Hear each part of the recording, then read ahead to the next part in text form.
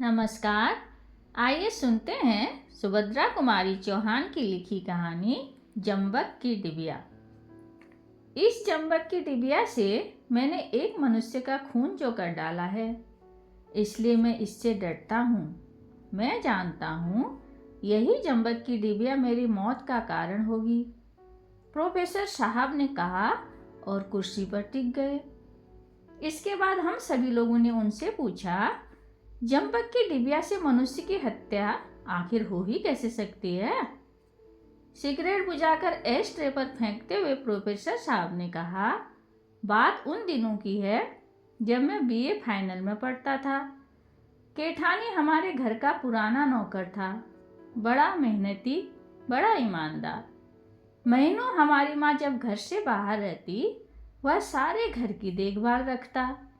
एक दिन का भी कभी इधर से उधर न हुआ था। एक बार यही बरसात के दिन थे। मेरी छोटी बहन के बदन पर कुछ लाल लाल दाने से उठाए और उसके लिए मैं जम्बक की एक डिबिया खरीद लाया। मेरी माँ मशीन के सामने बैठी कपड़े सी रही थी।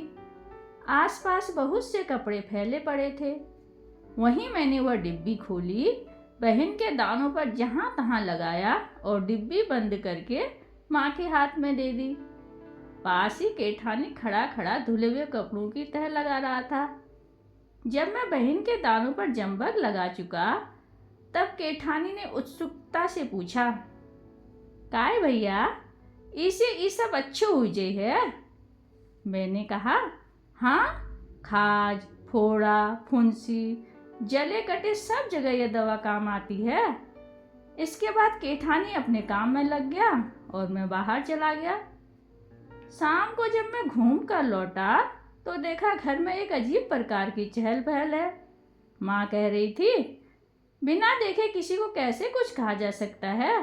कहाँ गई कौन जाने। बड़ी बहन कह रही थी, उसे छोड़कर और ले ही कौन सकता है? कल उसकी भावज आई थी ना, उसके लड़के के सिर में बहुत सी फुड़ियाँ थी। पिताजी कह रहे थे, कहीं महाराजी न ले गई हो।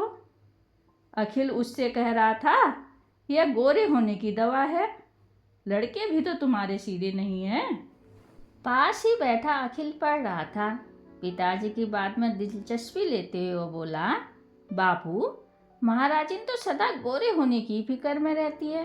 फिर मुझसे पूछा कि यह क्या है, सो हमने कह दिया कि गोरे होने की दवा है। केठानी अपनी कोठरी में रोटी बना रहा था। उसे बुलाकर पूछा गया तो उसने कहा, जब भैया लगाई हती आपने तो तबे देखी रही, फिर हम नहीं देखन सरकार। मुझे क्रोध आ गया। बोला, तो डिबिया पंख लगाकर उड़ गई। केठानी ने मेरी तरफ देखा, बोला, भैया। मैंने कहा, चुप हो, मैं कुछ नहीं सुनना चाहता। सुबह मैं डिब्बी लाया और इस समय गायब हो गई। यह सब तुम्ही लोगों की बदमाशी है। केठानी कुछ न बोला, चुपचाप वहीं खड़ा रहा और मैं कमरे में चला गया। मैंने सुना वह माँ से कह रहा था, मालकिन, चल के मोर कोठरी खोल देख ले, मैं का करूँ दवाई ले जाके। फिर जौन चीज लागी मैं मांगने लई हूँ सरकार से। मैं कोट उतार रहा था, न जाने मुझे क्यों क्रोध आ गया और मैं कमरे से निकल आया।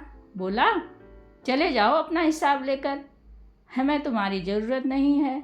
आखिर माँ ने बहुत समझाया, पर हम सब भाई बहन न माने और माँ ने केठानी को बहुत रोकना चाहा और वो यही कहता रहा, जब तक भैया माफ़ न कर देंगे, अपने मुंह से मुझे रहने को न कहेंगे, मैं न रहूँगा। और न मैंने केठानी से रहने को कहा और न वह रहा। हमारे घर की नौकरी छोड़कर वह चला गया, पर घर के सब लोगों को वह प्यार करता था। वह गया जरूर, पर वह तन से गया, मन से नहीं। माँ को भी उसका अभाव बहुत खटका और मुझे तो सबसे ज़्यादा उसका अभाव खटका। वह मेरे कमरे की सफाई रखता था, सजा कर रखता था और फूलों का गुलदस्ता नियम से बना कर रखता था। मेरी ज़रूरतें वह बिना बताए समझता था और पूरी करके रखता था। पर जिद्दी स्वभाव के कारण चाहते हुए भी मैं माँ से यह न कह सका कि केठानी को फिर से बुला लो, जो कि हृदय से चाहता था। एक दिन माँ ने कहा कि केठानी राय साहब के बंगले पर गारा मिट्टी का काम करता है। मैंने सुना, मेरे हृदय में ठेस सी लगी। बूढ़ा आदमी, डगमग पैर, भला वह गारा मिट्टी का काम कैसे कर सकेगा? फिर भी चाहा कि यदि माँ कहेगी केठानी को बुलाए लेती हूँ, तो मैं भी इस बार जरूर कह दूंगा कि अच्छा बुला लो। पर इस बार माँ ने केवल उसके गारा मिट्टी धोने की खबर भर दी और केठानी को फिर से नौकर रखने का प्रस्ताव न किया। एक दिन मैं कॉलेज जा रहा था। देखा केठानी सिर पर गारे का तसला रखे 40 पर से कारीगरों को दे रहा है। 40 फुट ऊपर चाली पर चढ़ा हुआ बूढ़ा केठानी खड़ा काम कर रहा था। मेरी अंतरात्मा ने मुझे काटा। यह सब मेरे कारण है और मैंने निश्चय कर लिया कि शाम को लौटकर माँ से कहूँगा कि अब केठानी को बुला लो। वह बहुत बूढ़ा और कमज़ोर हो चुका है। इतनी कड़ी सज़ा उसे न मिलनी चाहिए। दिन भर मुझे उसका ख्याल बना रहा।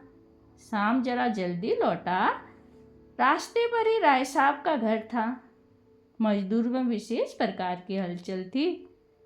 सुना कि एक मजदूर चाली पर से गिरकर मर गया। पास जाकर देखा, वह केठानी था। मेरा हृदय एक आदमी की हत्या के बोझ से बोझिल हो उठा। घर आकर माँ से सब कुछ कहा। माँ, उसके कफन के लिए कोई नया कपड़ा निकाल दो। माँ अपने सीने के कपड़ों की पोटली उठा लाई।